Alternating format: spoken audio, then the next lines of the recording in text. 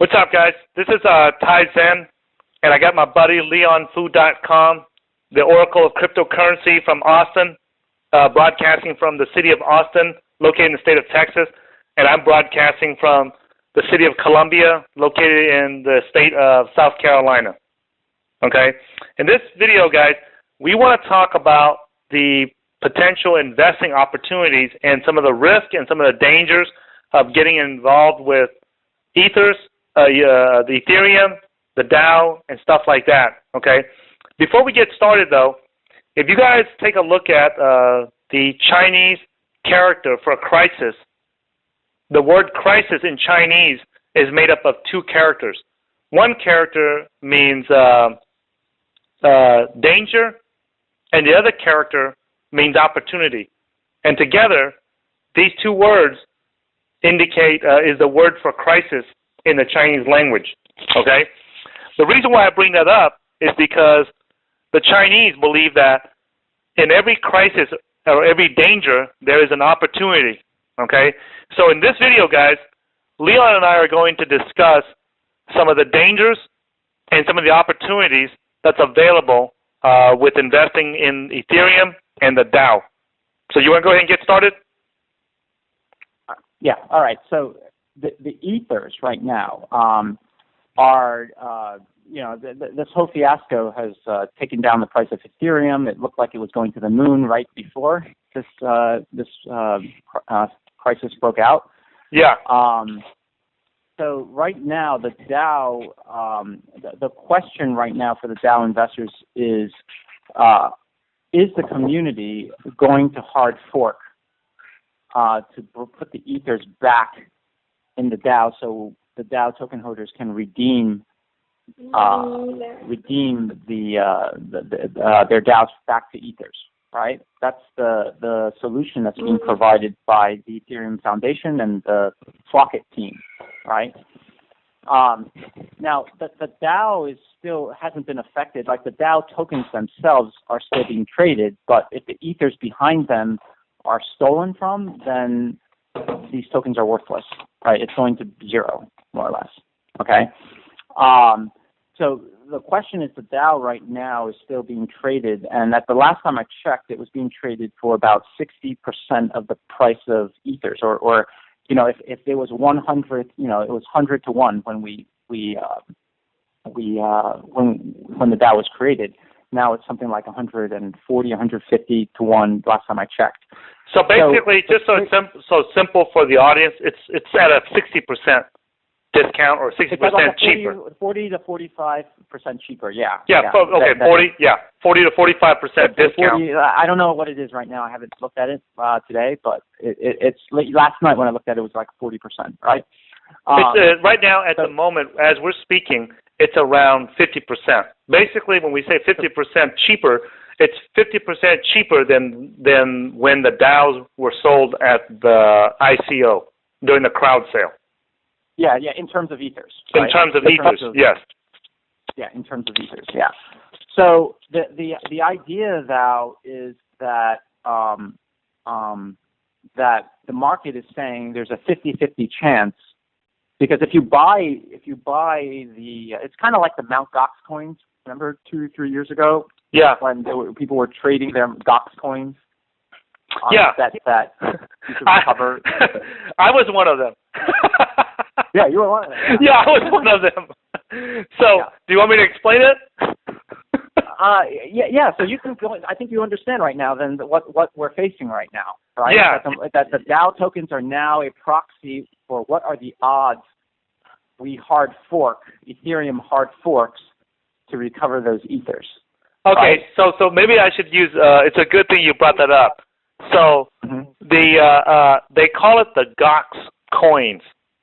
Okay, they call it the Gox coins because back then when there was news that Mt. Gox, as a little cryptocurrency history here, guys, for anyone that was new to cryptocurrencies.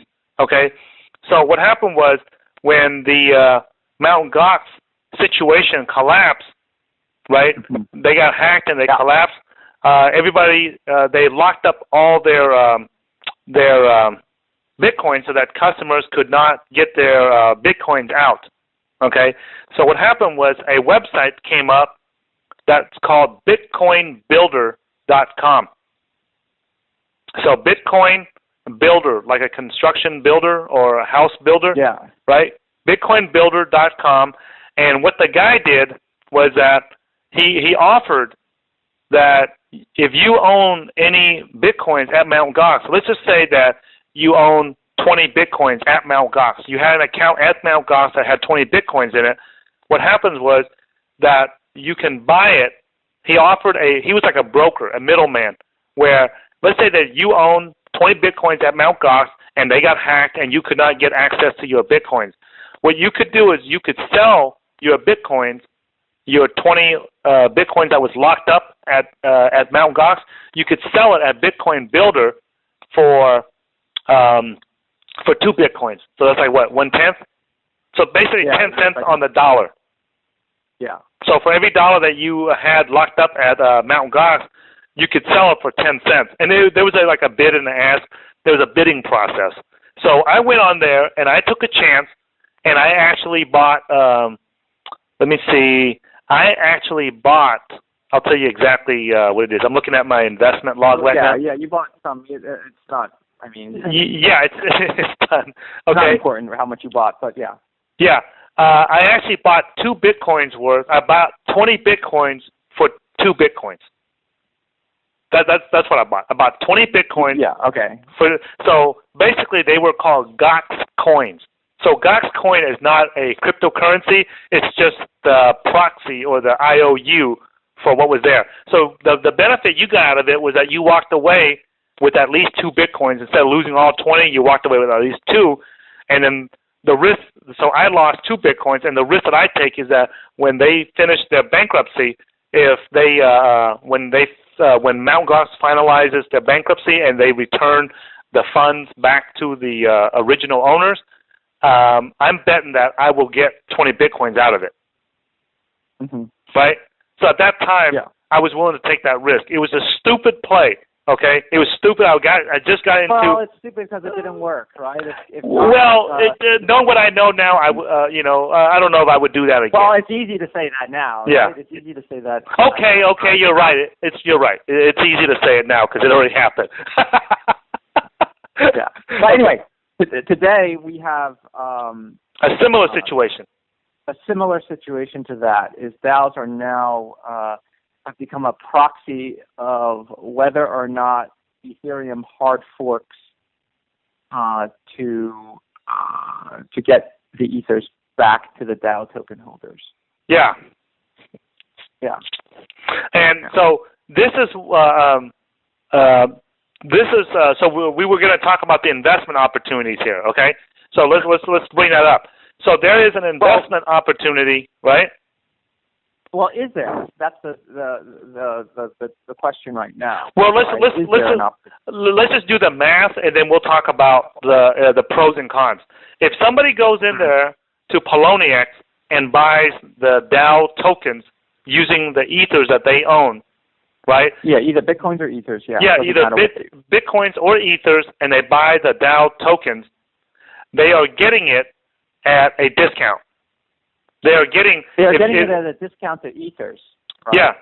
Yeah, they are getting it at a discount to ethers because the Ethereum network is still good.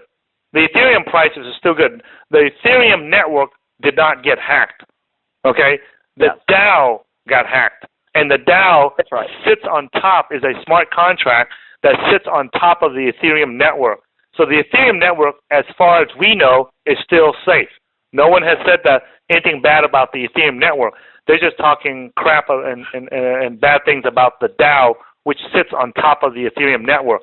That's the equivalent of just, I don't know if this is the correct analogy, but if the highway system is still good and the car that is sitting on top of the highway is broke, that does not mean that the highway is broke. Yeah, it's kind of like Mt. Gox was broken, but Bitcoin wasn't broken. Yeah, right? So the highway is the Ethereum network, and the car that is broke on top of that highway is the DAO.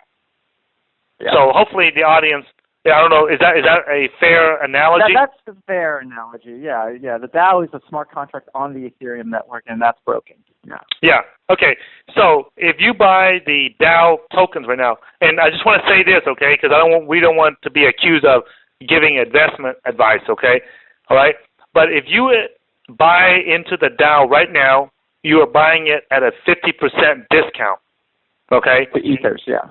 With ethers, for ethers. Okay, so if you get some now, there's going to be, if it goes back to where it was at before the hack, then you will gain 50% in ethers. You'll gain double. You'll double your ethers. You will double your ethers. So if you spend 100 ethers, if you spend 1 ether right now to buy some DAOs, you will get 2 ethers after they, if it goes back up to its normal price. Okay. Yeah. Now, on the other hand, if you buy the DAO tokens right now, and they do not hard fork, and the community disagrees on the hard fork, well, then you lose what you put in. Yes, that's the proposition right now. Okay, and just so you know, I do not believe, even if you lose, I do not believe it goes to 0.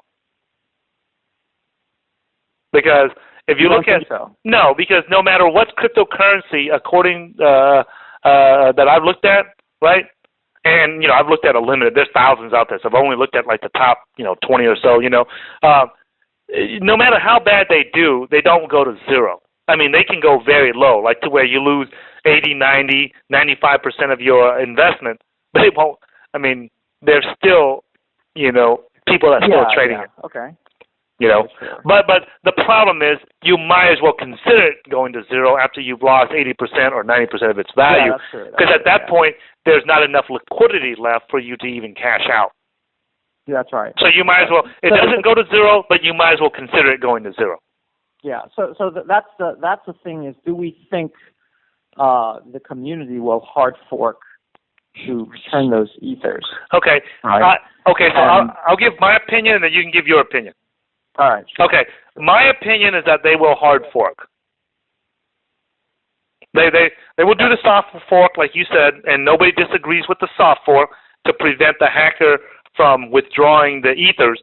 But the hard fork is contentious. That's something that's going to be debatable, and I believe strongly, okay, and I want you to understand that I do not want them to hard fork because of this. There's things to hard fork about, but this is not the reason, okay? So I'm going to lose money in this, and I'm telling you that I don't believe in a hard fork, because the whole idea behind a smart contract and behind the blockchain is that it's immutable, meaning that immutable means it cannot be reversed. You can't just go in there and change history just because you feel like it. Mm-hmm. Okay? And if you watch my video, my previous video on fungibility, right? I believe that, the ethers that the hacker stole, if he can get it out and cash it out, it should be treated. Well, do you think they should soft fork? Should they even soft fork if you believe that? I don't have the software understanding like you do, because I'm not a programmer. Let me reframe that question. Should the person who hacked the DAO should he be able to keep those ethers, the 3.2 million ethers? See, that's a more of an ethical debate. That's not like no, it's also it's not. But if we don't fork at all, he will, right? Huh? If we don't fork, if they don't do any forks at all in about, let's call it 30, 40 days. Yeah, let's just say the waiting period, because I've read somewhere where it's 24 days, and somebody in the comments said it was 27, and somebody said 28. Let's just say the waiting period is over. After the waiting period is over, should he get the 3.2 million ethers? Are you asking a technical question, or are you asking an ethical question? Because that's an ethical question. Technically, the answer we know the answer technically is technically he will get. Yeah, he will get it. He will get the 3.2. But then okay, so the hard question is, should he get, like, ethically or morally? Well, of course, 3.2 million. Ethically, of course, no, because he stole that from other investors.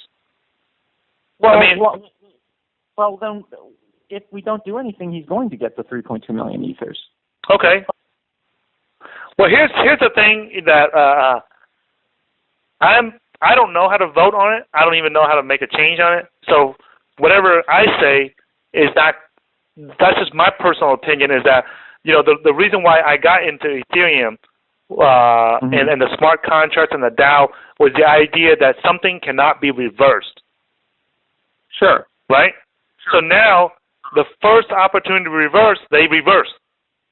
So that lets me know that it's not functioning the way they claimed it to function. That's all. That's all I'm saying, right? Technically,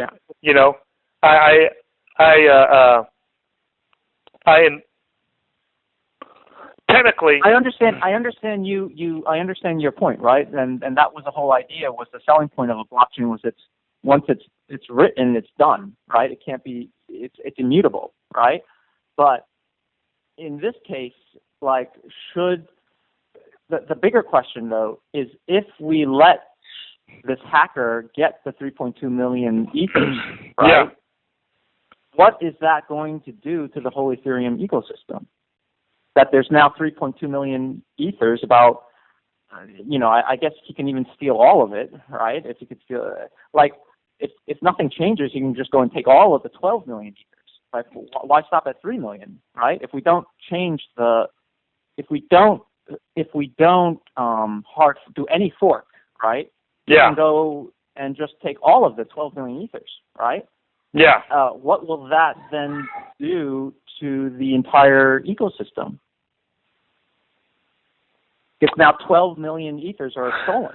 Well, people are going to lose faith in the DAO, and that's going to in turn affect the price of the ethers. Yeah, that's going to have a negative impact, of course. Will it actually will it threaten the survival of Ethereum? That's a question, right? If we don't do this. It will threaten the survival of it, most definitely. I believe so, and that's the reason why I believe that it will threaten the survival of Ethereum. It will not threaten the survival of the team. Like Vitalik, no matter what happens to the DAO and no matter what happens to Ethereum, he is still gonna leave. If this goes down the tubes, it goes down the toilet, and he has to start a new project. As long as it's not done in a malicious intent, like nobody on the Ethereum team, Gavin Wood, Vitalik, Stefan Toole, Christian Josh, all these guys, as long as the public can see that they are not maliciously, intentionally trying to sabotage the network, then they're going to still succeed. But the Ethereum network, the software itself, may not. So that's the reason why I believe that they will be forced, the community will be forced to do a hard fork.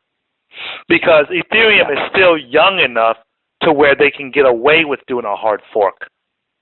Okay.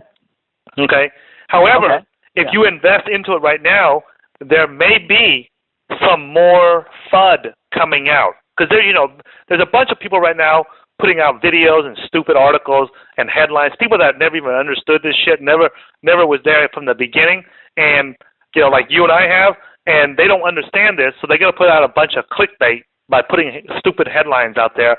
60 million down the drain or some stupid shit, and then it's going to attract a lot of clickbait, and then it's going to drop the price some more because there's going to be new investors that come in that don't understand all this stuff and how the community works and how cryptocurrencies work like you and I do. And what's going to happen is they're going to sell and it's going to force the price down. So if you get in right now, it may not be at the bottom yet. Sure. Right?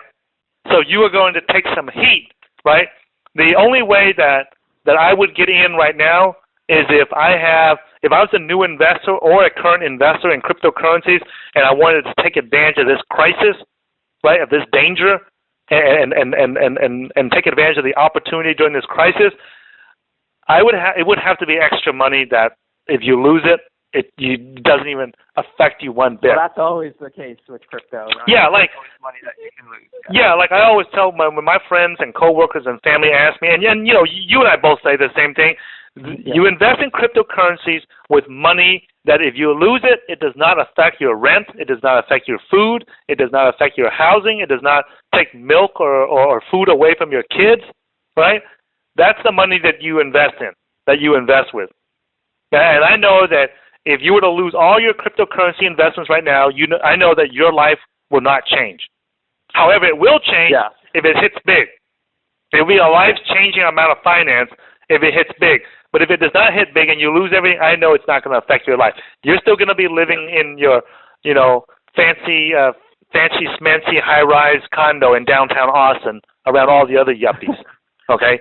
And I'm going to still live in Dallas. And oh, by the way, I don't think I made this announcement yet, but I'm living in Atlanta and in Dallas. So that's why people always see me with videos of me in Dallas and Atlanta. So So just all right, but So anyway, I think that's really the proposition right now is Ethereum going to hard fork or not? Yeah, and if you believe if you believe that it's going to hard fork, then it's probably worth it to invest a little bit into the DAO at this moment, or even into Ethereum, right? If you want, I think that if somebody's really scared of the DAO and they're not sure, you should not invest in something you don't understand. So if you're not sure how the DAO got hacked, or you're not fully understand, or you're not clear, then and you still want to take advantage of this opportunity, then you might want to consider investing into Ethereum. That's right, because Ethereum has taken a huge hit. Okay. This too. Yes. And the Ethereum network has not changed. The highway is still there. Just because a car breaks down on top of the highway doesn't mean that the highway is broken. Okay? Yeah. So that's why I say that if you want to take advantage of this opportunity, one of the things that you can look at is to invest in Ethereum. Now, if you want to take really high risk, then you invest into the DAO. That's in my opinion, it doesn't get any riskier than that. Yeah. Right? You really at this point. Yeah, like at this point. Lose it all. Yeah. Yeah, like to me, like investing into the DAO at this point, I cannot imagine. And I'm not talking about those crap coins, those shitty coins. I'm talking about a legit coin that you would invest in. I think that it does not get any riskier than this. Yeah, I agree. You agree? Okay. But the reward is huge. I mean, you want to. So basically, guys, if you get into, let's say, if you get into the DAO right now, you're getting it at a 50% discount, right? Yes, to the underlying ethers. Yes. Yeah, to the underlying ethers, and actually, it's more than a 50% discount if you do the math. Because remember how during the ICO period, during the crowd sale of the DAO, at the end of that crowd sale, they were selling it at a 30 or 50% higher. Yeah, they didn't sell very many of those. They really, relatively speaking, they didn't sell many. Okay. Okay, so let's just go with the 50% discount then, because I was going to add that other 30% or so on top of it. Yeah, a little bit. It's a little bit. It's not a lot. Okay. Well, those are the opportunities. That's the danger, guys, and that's the opportunities that's available. So. And what are we talking about here in terms of returns? Is that like a 1x, 10x, 100x return? Let's say somebody gets in right now and it just goes back to the normal price it was before it crashed. Well, it was going to the moon right before this crash, right? So yeah, it's really hard to say because if they do a hard fork. It's really hard to say what happens to Ethereum overall, right? There's two plays here, right? One is about the DAO, right?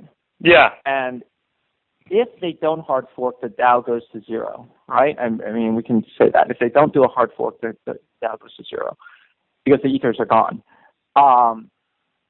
But if they do a hard fork, what happens to Ethereum overall, right? What happens to the Ethereum network overall? Is it going to be a trustworthy network? Is what's going to be a trustworthy network, right? And there are arguments in the community about if they hard fork to save those 12 million ethers. Yeah. Do we lose the whole network anyway? But the other argument is if we don't save these 12 million ethers, maybe we lose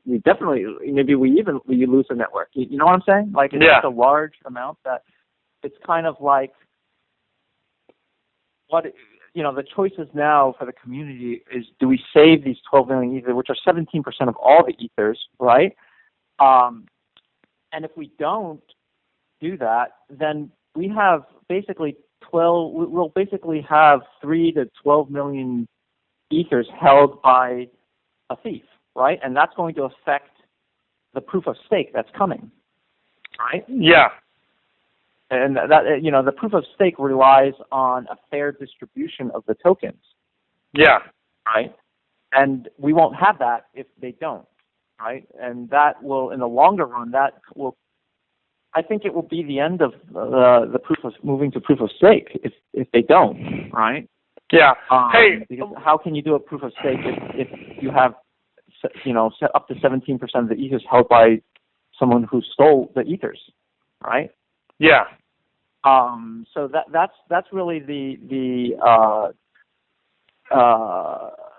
long and short term of the pros and cons of it. Anyway, the whole community right now it's in a very bad situation because I think no matter what they choose,